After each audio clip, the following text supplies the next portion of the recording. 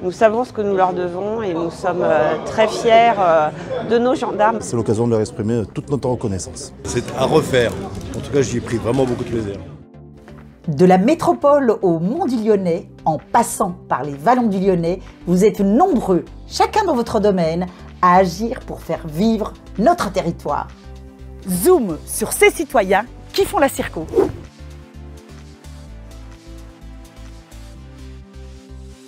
Pour les gendarmes de Saint-Symphorien-sur-Coise et de Saint-Gilles-Laval, c'est une première. À l'invitation du député Thomas Gassillou, également président de la Commission de la Défense et des Forces armées à l'Assemblée nationale, les deux brigades ont reçu récemment la visite du général Christian Rodriguez, directeur général de la Gendarmerie nationale. On est ravis de l'accueillir à Saint-Symphorien-sur-Coise.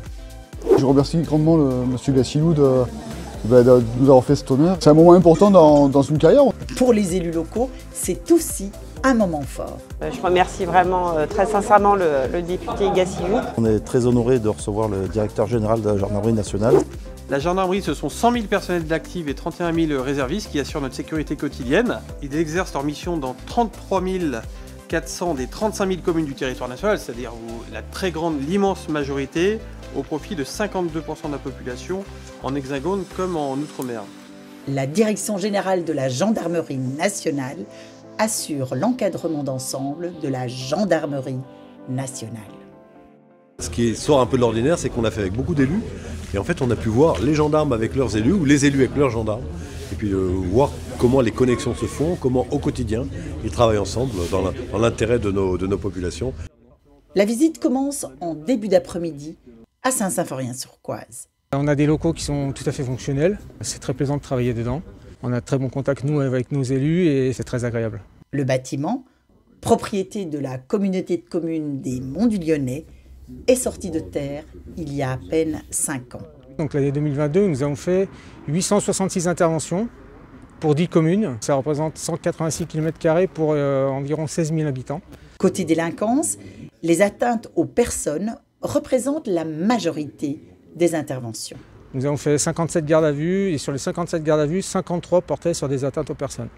Aux côtés des gendarmes et des élus locaux, Lucas, 23 ans, et originaire de Brignais, suit avec intérêt la visite et les discussions.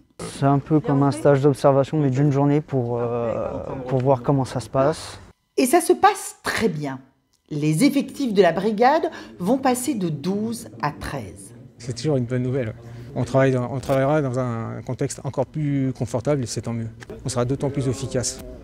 Une autre bonne nouvelle va concerner bientôt la commune de Turin. Turin, qui a été choisi pour accueillir une nouvelle gendarmerie, est très heureux d'avoir bientôt des gendarmes sur sa commune. Bienvenue à Turin, où nous avons rendez-vous avec monsieur le maire, Claude Claron. On n'a pas une grosse délinquance dans notre territoire et heureusement qui reste un territoire rural. Il n'empêche quand même qu'il y a un trou dans la raquette, que les gendarmeries existantes actuellement qui sont positionnées sur Vaugneray, Mornan et Saint-Symphorien-sur-Coise laissent un secteur qui a bénéficié d'un apport de population importante ces dernières années. Ce projet s'inscrit dans l'objectif présidentiel de créer plus de 200 nouvelles brigades sur le territoire national. Cette loi prévoit la création de 3500 nouveaux postes, ce qui est inédit, et surtout l'ouverture de ces 200 nouvelles brigades. C'est bien entendu avec d'une façon positive et avec une grande satisfaction que la commune de Turin a été choisie pour pouvoir accueillir une nouvelle brigade fixe. C'est la seule brigade du Rhône fixe qui va être installée. Dans le même temps, l'idée est de doubler la présence des effectifs des forces de sécurité sur le terrain. La future brigade de Turin couvrira également Rontalon, Soucy-en-Jarret, Izeron et Messigny. Notre tour des gendarmeries se poursuit côté métropole, à Saint-Gilles-Laval. La brigade de Saint-Gilles-Laval a une particularité, c'est qu'on est compétent que sur la commune de Saint-Gilles-Laval. On travaille au profit d'à peu près 22 000 habitants. Une seule commune, 13 km², donc c'est une commune qui est très petite. 26 hommes et femmes composent la brigade saint-genoise. On a en moyenne à 1600 interventions dans l'année. Des atteintes aux personnes, beaucoup de violences intrafamiliales, tout ce qui est lié à l'automobile. Vol d'automobile, vol d'accessoires sur automobile. Une activité qui est assez soutenue parce que nous sommes en zone périurbaine avec 2 quartiers sensibles à surveiller, une zone commerciale très importante et l'arrivée du métro depuis le 20 octobre. Donc on est vigilant mais pour l'instant ça se passe bien. Là encore, la collaboration avec la commune est des plus actives. Effectivement, nous avons prévu anticiper l'arrivée du métro avec notamment le renforcement de la vidéosurveillance, nos brigades aussi de police municipale renforcées qui travaillent en bonne coopération avec les gendarmes. Mais c'est vrai que c'est aussi très important d'avoir une brigade qui soit forte et bien présente sur le territoire. Le groupement de gendarmerie du Rhône bénéficie d'aide de réservistes qui constituent la brigade des transports. Depuis l'ouverture du métro, on bénéficie de renforts pour sécuriser la zone et sécuriser les citoyens.